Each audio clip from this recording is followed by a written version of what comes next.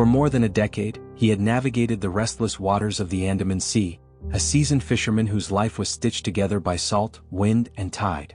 The sea was not merely a place of work, it was a companion, sometimes cruel, sometimes generous, but always familiar. He had learned its language in whispers and roars, knew when to chase the morning tide and when to respect its wrath. The hidden coves where the fish gathered, the subtle signs of approaching weather, the rhythm of the currents, these were the tools of his trade, learned not from books but from 1,000 sunrises spent alone on the waves. That day had begun like so many others. Long before the sun kissed the horizon, he pushed his modest wooden fishing boat from the shore, the gentle lapping of the tide against the hull offering a comforting welcome. The sky was painted in tranquil shades of orange and pink, and the humid air clung to his skin like a second layer. By midday, his nets were heavy with the sea's gifts, an abundant catch, enough to feed his family and sell at the market. He was satisfied, already turning his thoughts toward the return journey when a shift in the air stopped him cold. The wind changed abruptly. A subtle but undeniable chill crept in, strange and unsettling. The surface of the sea, once calm and dappled with sunlight, began to tremble. Then the clouds came, black, fast-moving, unnatural in their speed and size. He had faced storms before, but this felt different. More violent. More urgent. Within minutes, the sun was swallowed, and a monstrous gust struck the boat with the force of a hammer, tipping it sharply and sending cold fear racing through his chest.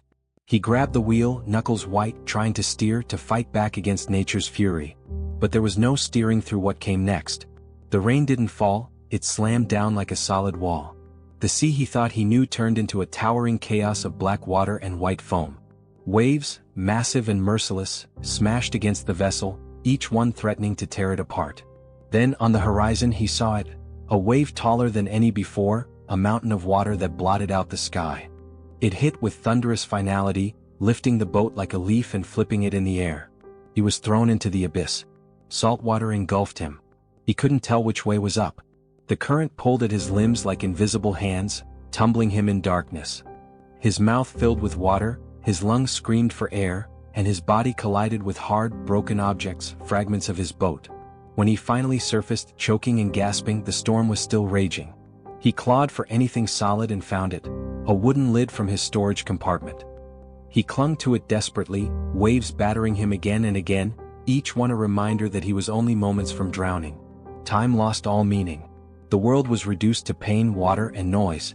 Eventually, hours later, maybe more, the storm began to fade. The rain lessened, the winds weakened, and the sea slowly grew still.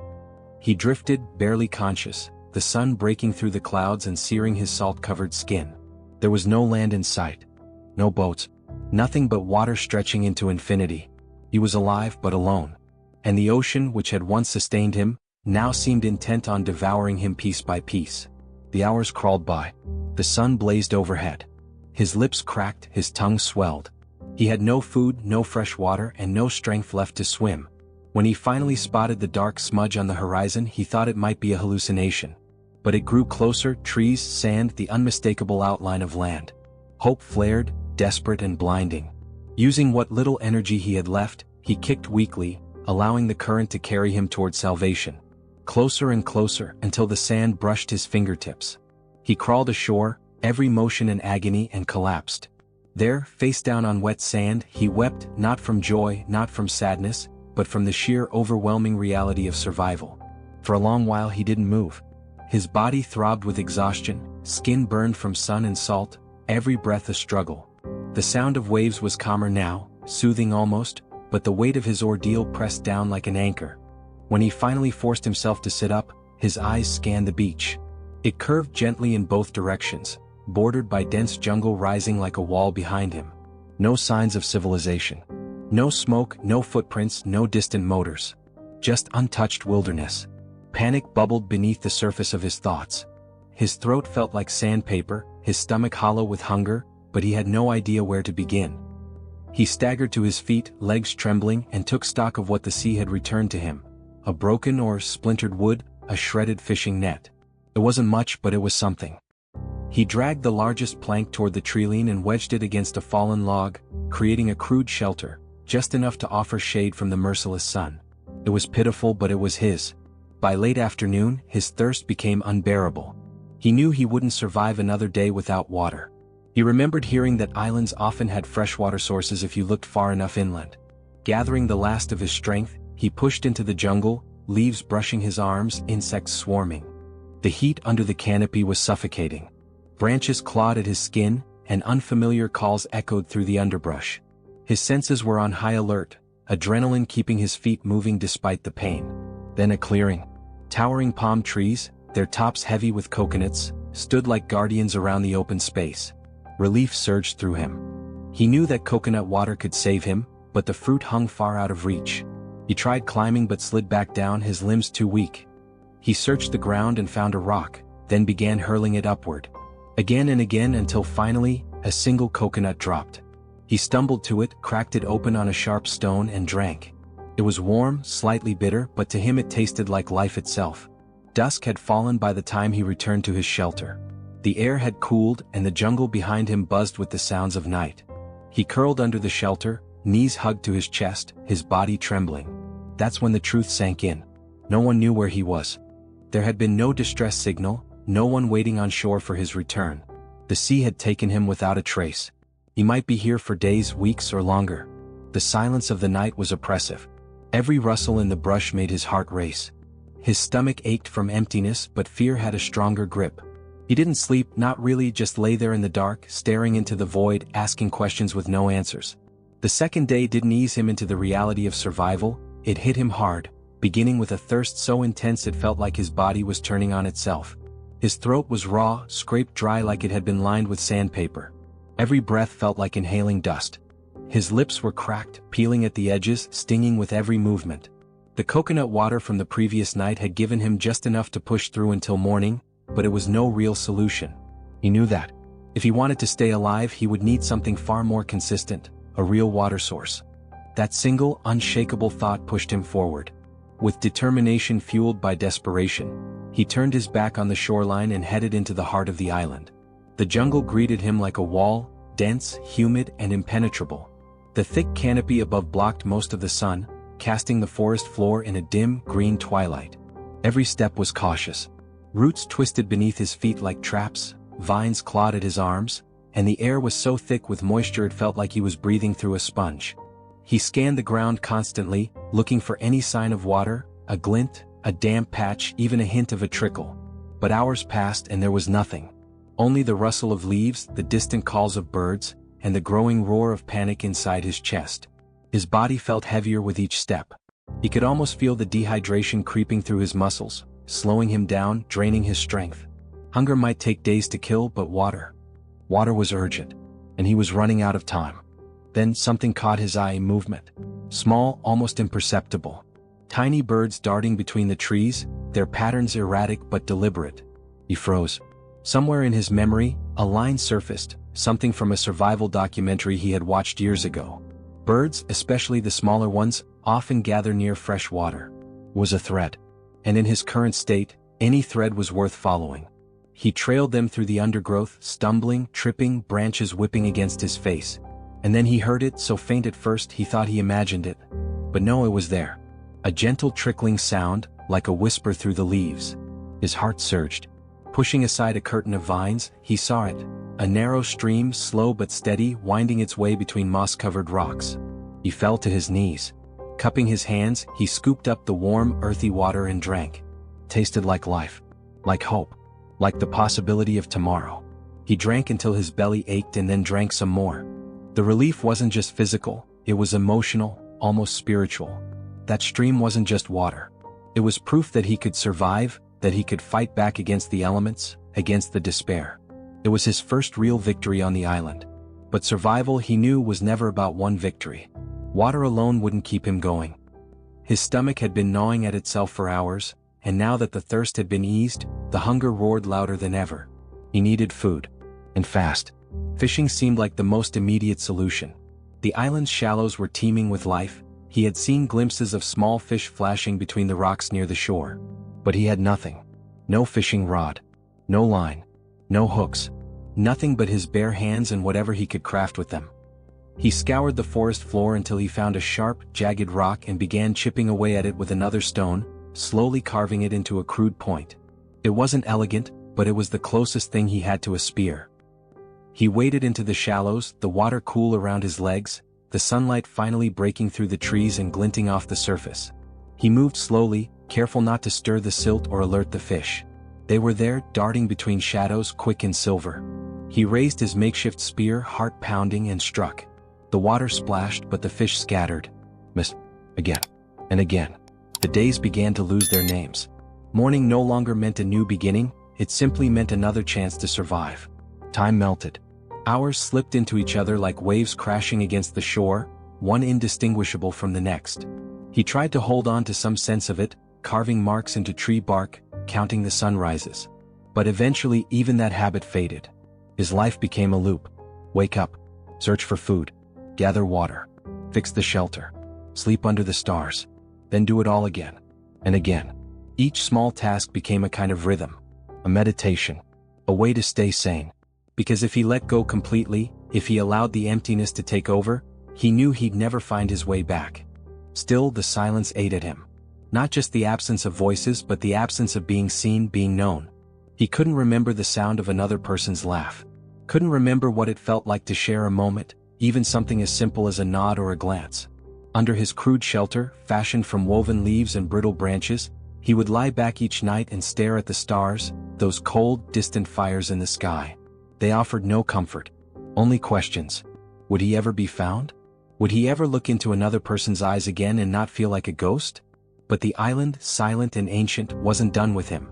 It had one more secret left to reveal. Something it had kept hidden, buried in its soil, just waiting for the right moment to emerge. His body had grown stronger, hardened by necessity. His movements had become automatic. Wake, hunt, forage, stay alive. But his mind was fraying. Some mornings he would wake and forget who he was. He'd have to say his name out loud just to anchor himself. Just to remember that he had once belonged to another world. A world with structure. With meaning. With people. Then one day that fog of repetition was broken. He saw something strange, something that didn't belong. At first he thought it was a hallucination.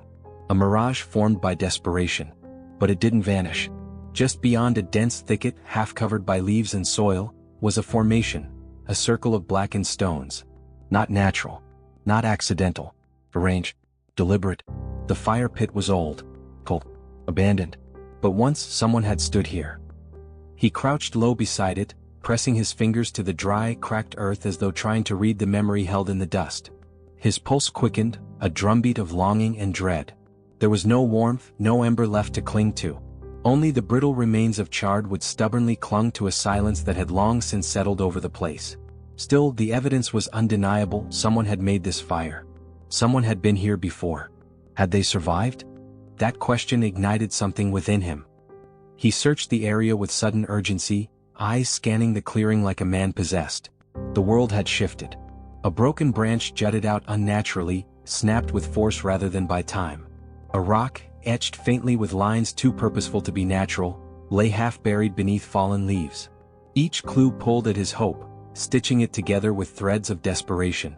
But the trail led nowhere. There were no tools, no supplies, no words carved into bark, no footprints to follow. Whoever had been here was long gone. Days, weeks, years? He couldn't tell. And that uncertainty gnawed at him. Hope fluttered like a dying flame and then stilled. He stood in the silence, alone again. The island gave no answers. It was several days later, while gathering wood along the crescent edge of the beach, that he saw it. At first it was just a shadow on the water. A shape that didn't belong. Then it grew, a dark silhouette rising against the bright horizon. He froze. His breath lodged in his throat as he stared, unblinking. A ship. A real ship. His heart erupted in his chest as he dropped everything and sprinted toward the water, sand spraying from his heels. "Hey!" he screamed, waving both arms with a desperation born of endless solitude. "Over here." The ship kept moving, unchanging in its course. Oblivious. Distant. Panic surged through him. He grabbed handfuls of dry palm fronds and piled them into a heap near the beach. If he had fire, he could make smoke. He could signal them. He struck stones together, sending sparks flying in every direction, but nothing caught. No flame. No smoke. Only his frantic breathing and the hollow ache of time slipping through his fingers like dry sand. The ship sailed on, shrinking, vanishing into the horizon. He ran into the ocean, wading chest deep into the surf, shouting until his voice cracked and broke. The salt burned his eyes, mixed with tears he hadn't realized were falling. He sank to his knees in the tide, letting the waves break against his chest. He sobbed until the sound was swallowed by the sea. That night, he sat in silence beside his empty shelter, beside the lifeless fire pit that had once offered him hope. Now it felt like a grave, his grave. The sky above was littered with stars, but none of them brought comfort. The ocean stretched endlessly into the void, indifferent to his suffering. Maybe no one was coming. Maybe he had been forgotten. Maybe he was already dead in the minds of those who once searched for him. And yet, something inside him refused to surrender. Because if one ship could pass, another might too. He swore then, quietly, bitterly, that he would never again be so helpless. He would not wait to be rescued. He would become his own rescue. The next morning he rebuilt his shelter with fierce resolve. Gone were the makeshift walls of woven leaves and twigs. He gathered thick logs, stacked and lashed together with vines, and built a raised bed to escape the damp nights. He fashioned rudimentary tools: stone blades for cutting, spears for fishing, coconut shells to collect and store water. Every task was done with intention. He was not merely surviving now, he was preparing. But one challenge remained: fire. He had failed before. Sparks had come, but no flame. Still he tried again. He rubbed sticks until his palms bled, his shoulders aching with strain. But the wood was stubborn and the hours cruel. Again and again he failed. The next day, with blistered hands and sunburned skin, he tried once more. He chose the driest branches he could find, shaved fibers down to a fine nest, and pressed the wood together with callous determination. Smoke. Just a wisp. He cupped it with trembling hands, blew gently, fanning the ember until it caught. Flame. The fire roared to life, crackling and hissing as though announcing his return to the living. He laughed, a deep, unhinged sound of triumph. Fire meant warmth. Fire meant food. Fire meant humanity. That night, he roasted fish over dancing flames instead of leaving them to rot beneath the sun. He boiled water instead of drinking from muddy puddles. The darkness no longer pressed in around him like a coffin. The fire lit more than the night, it lit his soul. And then, days later, he found it. Half buried in the sand was a massive piece of wood, sun-bleached and splintered, but unmistakably part of a hull. His boat. Or what remained of it. The ocean had given back what it had stolen. In that moment, something shifted again. He would not wait. He would build. He worked tirelessly, hauling driftwood across the shore, lashing it together with vines, repurposing every salvageable fragment of wreckage. He carved crude paddles from thick branches, attached empty coconut shells for buoyancy, and tested balance and structure with practiced hands. Slowly the raft took shape, ugly, uneven but strong. He stood before it as the salt wind pulled at his hair and whispered through the trees behind him. The island had become both his captor and his teacher. And now he was ready to leave. At dawn, the sky glowed with a soft blue light that hinted at forgiveness. He pushed the raft into the surf and climbed aboard, turning back for a final look. The island stood still and silent, offering neither farewell nor resistance. And then the current pulled him forward. The journey was agony. The sun scorched his skin raw during the day. At night, the cold burrowed into his bones. Rain became his only water. Scraps of dried fish sustained him for a time, but hunger grew louder with each passing hour. He stopped counting the days. His body weakened. His mind faltered. Shadows danced in the waves, voices whispered in the wind. He didn't know what was real anymore. Then one morning he opened his cracked eyes and saw it, a ship. A massive cargo vessel, its steel frame glinting in the sunlight, moving steadily through the waves. He tried to cry out, but no sound came. His voice had long since died. Still he lifted a trembling arm. The raft cracked beneath him, water rushing in. Then he heard it. A horn. Shouts. A ladder dropped from the ship's side. Hands grabbed him, strong and sure. The world spun around him, voices blurred into static. He felt a hand on his chest. A man in uniform spoke in a low, steady voice, checking for a pulse, checking for life. The castaway barely understood the words. He didn't care. He was alive. He was safe. Then someone said it. "You were lost over a year ago." His cracked lips parted. "No," he whispered. 30 days. I've been gone 30 days. There was silence. The crew exchanged glances, their faces shifting from relief to confusion. The officer shook his head solemnly. "You were declared dead. The search ended months ago." His breath caught. A year? That couldn't be. He had tracked the sunrises, etched them into his mind. He had counted every one. And yet time had betrayed him. He leaned back, eyes fluttering shut, the truth crashing over him like the tide. He had survived the island. But the world had moved on without him. If this story pulled you in, don't forget to hit that subscribe button. Every like, every comment helps keep this journey alive. It's what fuels the next chapter. So tap that like button, share your thoughts in the comments, and let's keep diving deeper into the mystery together. See you in the next episode.